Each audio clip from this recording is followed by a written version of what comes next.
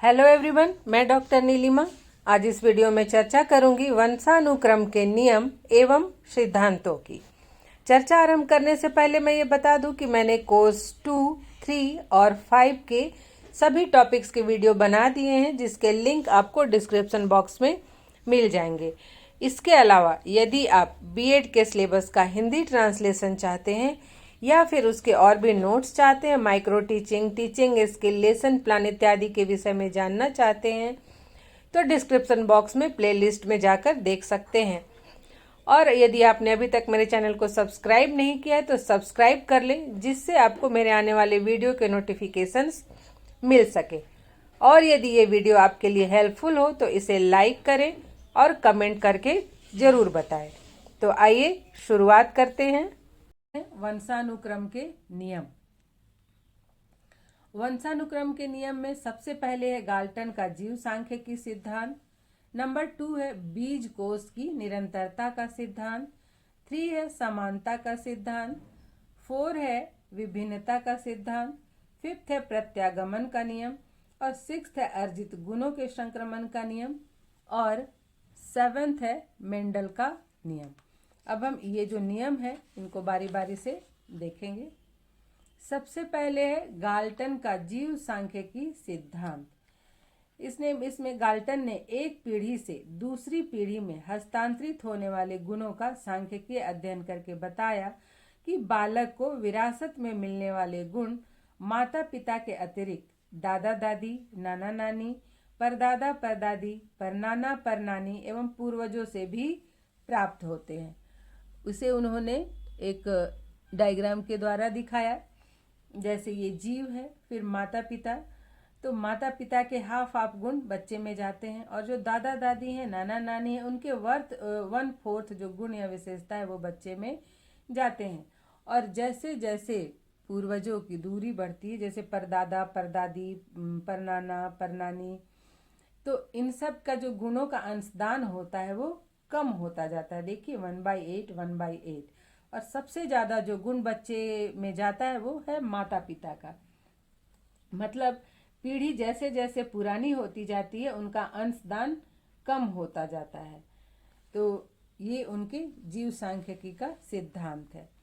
अब नेक्स्ट है बीज कोष की निरंतरता का नियम। इस नियम के प्रतिपादक बीजमैन थे। उन्होंने बताया कि बालक को जन्म देने वाले बीज कोष कभी नष्ट नहीं होते हैं, बल्कि यह पीढ़ी दर पीढ़ी हस्तांतरित होता रहता है। किंतु इस नियम को स्वीकार नहीं किया जाता है, यह नियम मान्य नहीं है, क्योंकि इसके अनुसार जो माता पिता है वो जन्मदाता ना होकर बीज के या बीज कोष के संरक्षक हैं। तो यह जो सिद्धांत है यह वंशक्रम की संपूर्ण प्रक्रिया की व्याख्या नहीं कर पाती है। अब नेक्स्ट जो है वो है समानता का नियम। इस नियम के अनुसार जैसे माता पिता होते हैं वैसी ही उनकी संतान होती है। किंतु ऐसा भी हम देखते हैं अपने आसपास अपने समाज में कि जैसे माता पिता होते हैं संतान वैसी नहीं होती है। लंबे माता पिता के संतान नाटे, गोरे माता पिता के संतान काले, तीव्र बुद्धि वाले माता पिता के संतान मंद बुद्धि भी होते हैं। इसलिए यह नियम भी अपूर्ण है, क्योंकि यह भी जो है वंशानुक्रम की संपूर्ण व्याख्या करने में असमर्थ है। इसके बाद है विभिन्नता का नियम। इस नियम के अनुसार पालक अपने माता पिता के बिल्कुल समान न होकर उनसे कुछ भिन्न होते हैं। एक ही माता पिता के बालक में एक दूसरे से रंग, स्वभाव एवं बुद्धि में भिन्नता होती है। ये जो नियम है विभिन्नता का नियम, इसका प्रतिपादन डार्विन एवं लेमार्क ने किया था, जिन्होंने बताया कि बालक बिल्कुल अपने माता पिता जैसे नहीं होते हैं, कुछ भिन्न भी होते हैं। और देखा भी गया है कि अगर एक माता पिता की 2, 3 या 4 संतानें हैं तो चारों में भिन्नता पाई जाती है, चारों एक समान नहीं होते हैं। नेक्स्ट है प्रत्यागमन का नियम। इस नियम के अनुसार बालक में अपने माता पिता के विपरीत गुण पाए जाते हैं। बालक अपने माता पिता के विशिष्ट गुणों को त्याग कर सामान्य गुणों को ग्रहण करते हैं। जैसे कि बाबर, अकबर और महात्मा गांधी के पुत्र उनसे बहुत ही निम्न कोटि के थे। अर्थात जो माता पिता में विशिष्ट गुण पाए जाते हैं, बालक उन्हें ग्रहण नहीं कर पाते हैं, और जो सामान्य गुण है केवल उन्हें ही वो ग्रहण करते हैं। नेक्स्ट है अर्जित गुणों के संक्रमण का नियम। इस नियम के अनुसार माता पिता द्वारा अपने जीवन काल में अर्जित किए जाने वाले गुण उनकी संतान को प्राप्त नहीं होते हैं। जैसे माता पिता यदि विदेशी भाषा बोलना सीख ले तो पितरैक द्वारा इस ज्ञान को अपने बच्चे को संक्रमित नहीं कर सकते हैं। अर्थात जो अर्जित गुण है वो तो अर्जित गुण है, ये कोई उसे वंश परंपरा से तो मिला नहीं है। तो इस तरह के जो अर्जित गुण है उन्हें हम अपने वंश को या अपने आगे की पीढ़ी को माता पिता नहीं दे पाते हैं। अब सबसे महत्वपूर्ण है मेंडल का नियम। कहीं कहीं मेंडल भी लिखा है, कहीं कहीं मेंडल भी लिखा है। तो जो ग्रेगर जॉन मेंडल थे, इनका जन्म 22 जुलाई 1822 में चेकोस्लोवाकिया में हुआ था। ये एक पादरी एवं वैज्ञानिक थे। इन्हें अनुवांशिकी का जनक कहा जाता है।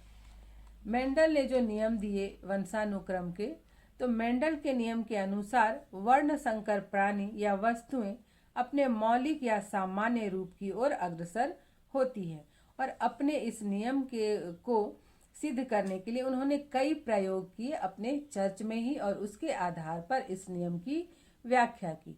तो सबसे पहले उन्होंने जो प्रयोग किया वह था मटर पर प्रयोग। मेंडल ने अपने चर्च के बगीचे में ही बड़ी और छोटी मटर बराबर संख्या में मिलाकर बोई। जो मटर उगी वे सब वर्ण संकर जाति की थी। मेंडल ने इन वर्ण संकर मटरों को फिर से बोया और उगने वाली मटरों को कई बार बोया। अर्थात जो बड़ी और छोटी मटर को पहले बोया तो उससे वर्ण संकर मटर उत्पन्न हुई, फिर उनको भी वो उसने दोबारा बोया, फिर उनसे भी जो मटर निकले उसको भी उसने बोया। तो ये बोने की प्रक्रिया कई बार उसने की मेंडल ने, और अंत में उसे ऐसी मटरें मिली जो कि वर्ण संकर होने के बजाय शुद्ध थी।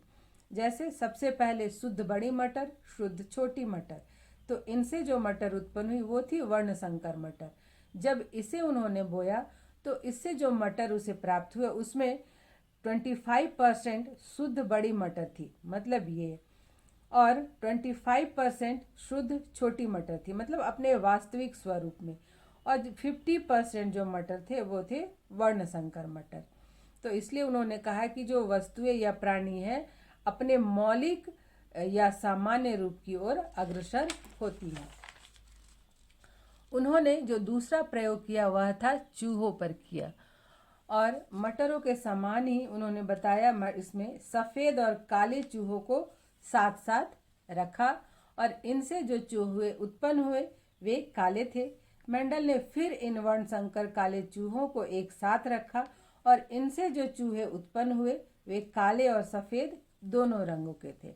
देखिए, जैसे सबसे पहले उन्होंने एक काले और सफ़ेद चूहों को रखा, तो इससे जो चूहा उत्पन्न हुआ वो तीनों काले रंग के थे। अब इन्होंने तीनों काले रंग के चूहों को एक साथ रखा, तो इसमें 3 काले चूहे और एक सफ़ेद चूहा हुआ। फिर इन्होंने इन काले और सफ़ेद चूहों को एक साथ रखा, तब इसमें देखिए काले चूहे हुए 5 और 3 सफ़ेद चूहे हुए। तो ये जो प्रयोग किया मेंडल ने, तो इस प्रयोग के आधार पर उन्होंने बताया कि जो वर्ण संकर प्राणी है, जैसे जो ब्लैक और काला चूहा को एक साथ रखा गया तो उससे वर्ण संकर चूहे उत्पन्न हुए, किंतु जब फिर उनको भी एक साथ रखा गया तो वो अपने मौलिक या सामान्य रूप की ओर अग्रसर हुए, अर्थात फिर सफ़ेद चूहे भी हुए।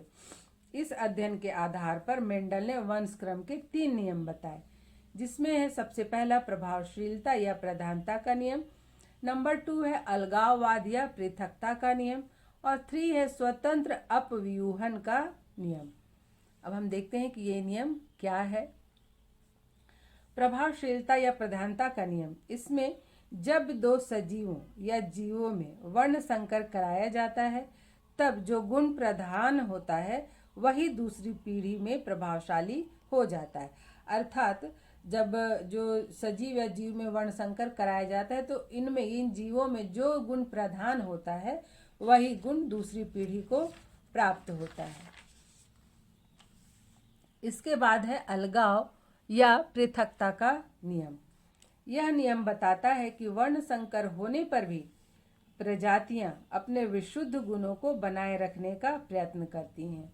इस क्रम में पीढ़ी दर पीढ़ी अपने गुणों का प्रदर्शन करते रहती हैं और अंततः अपने प्रजाति के विशेष गुण को प्राप्त कर लेती हैं। जैसे आपने अभी देखा कि जो चूहे थे, पहले तो वो सारे चूहे जो हुए वे काले रंग के हुए, लेकिन धीरे धीरे सफ़ेद चूहों की भी संख्या बढ़ती गई, अर्थात जो उनके अपने गुण थे, मौलिक गुण थे, वो भी, जो विशेषताएं थी वो भी प्रकट हो रही थी। नेक्स्ट है स्वतंत्र अपव्यूहन का नियम। तो इसमें जो क्रोमोसोम्स हैं, गुणसूत्र जिन्हें कहते हैं, ये खुद ही अपने क्रोमैटिड्स का आदान प्रदान करते हैं और भ्रूण का निर्माण करते हैं। अर्थात माता पिता के गुण स्वतंत्र रूप से संतति को प्राप्त होते हैं, संतान को प्राप्त होते हैं, आने वाली पीढ़ियों को प्राप्त होते हैं। इसमें यह नहीं कहा जा सकता है कि पिता या माता के कौन से गुण बालक में पाए जाएंगे। मतलब कि जो क्रोमोसोम्स है उन पर कोई नियंत्रण नहीं है, ये स्वतंत्र रूप से जो गुण है वो आने वाली पीढ़ियों तक संचरित करते हैं। इससे यह निर्धारित नहीं किया जा सकता है कि बच्चे में माता पिता के कौन से गुण पाए जाएंगे, माँ के कौन से गुण पाए जाएंगे, या फिर पूर्वजों के कौन से गुण पाए जाएंगे। इनका निर्धारण नहीं किया जा सकता है। आज यहीं तक, मिलते हैं नेक्स्ट वीडियो में नए टॉपिक के साथ।